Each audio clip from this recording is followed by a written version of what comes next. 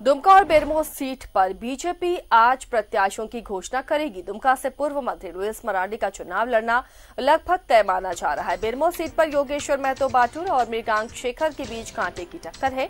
केंद्रीय चुनाव समिति आज प्रत्याशियों के नाम की घोषणा कर सकती है।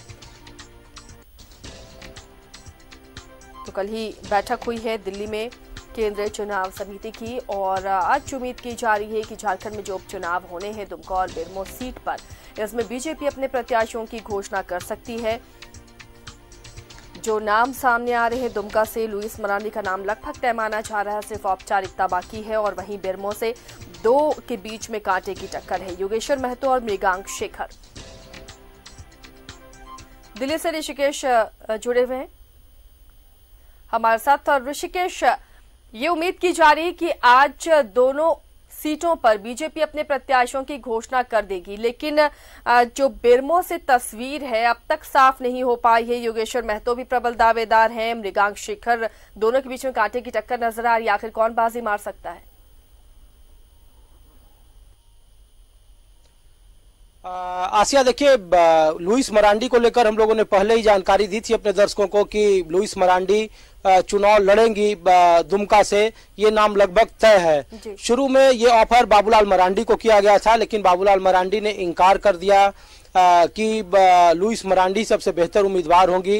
ये भी कहा जा रहा है, हालांकि पहली पसंद दिल्ली की बाबूलाल मरांडी थे। बाबूलाल मरांडी के सामने ये पेशकश की गई थी कि आप दुमका से जो सिटिंग जो उपचुनाव होना है उसमें आप चुनाव लड़ें, लेकिन बाबूलाल मरांडी ने कहा कि नहीं, लुईस मरांडी बेहतर है और राजधनबार की सीट खाली हो जाएगी और फिर वहां उपचुनाव का सामना करना पड़ेगा, लिहाजा लुईस मरांडी पर ही दांव लगाया जाए।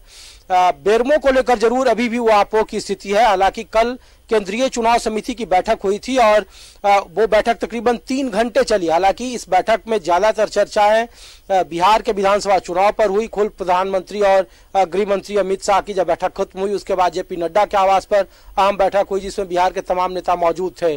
दो नामों के अलावा जो बाटुल है वो और जो गोपाल नारायण सिंह के बेटे हैं मृगांक शेखर, उनके अलावा दो और नाम भेजे गए हैं आसिया, जिसको लेकर चर्चा है। एक प्रखंड के प्रमुख हैं, टेकलाल महतो की बहू है वो, और उनके अपने भाई जो है वो अभी फिलहाल बीजेपी के विधायक हैं।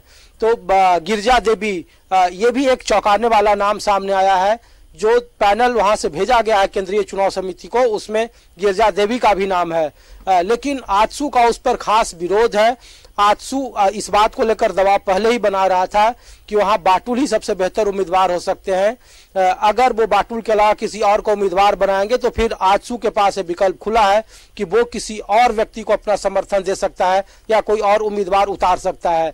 इसीलिए यहाँ काफी पेच है। हालांकि आज कभी भी किसी भी वक्त उम्मीदवारों का ऐलान हो जाएगा, लेकिन कोशिश सबकी यही है कि जो पुराने कैंडिडेट थे बाटुल, उन्हीं को चुनावी मैदान में उतारा जाए। कुमार जयमंगल के मुकाबले अनूप सिंह, जिनको बोलते हैं राजेंद्र बाबू के जो बड़े बेटे हैं। तो कुल मिलाकर बेरमो पर ही मुकाबला दिलचस्प है और बेरमो को लेकर ही वापो की स्थिति है। ये भी कहा जा रहा है कि रविंदर राय को भी हो सकता है कि उम्मीदवार बनाया जाए। ये इस तरीके की चर्चाएं हैं कि ऐसी संभावना हो सकती है, लेकिन ये सब अटकलों का बाजार है। केंद्रीय चुनाव समिति की बैठक खत्म हो गई है और कभी भी इसका औपचारिक ऐलान कर दिया जाएगा। चलिए ऋषिकेश, नजर बनाए रखिए। फिलहाल शुक्रिया इस तमाम जानकारी के लिए। तो केंद्रीय चुनाव समिति आज घोषणा करेगी। हालांकि कल बिहार के नामों पर ज्यादा चर्चा हुई है। बिहार में चुनाव होने हैं और झारखंड की 2 सीटों पर जो उपचुनाव होने हैं उसके लिए भी नाम लगभग तय कर लिए गए हैं और बस घोषणा का इंतजार है।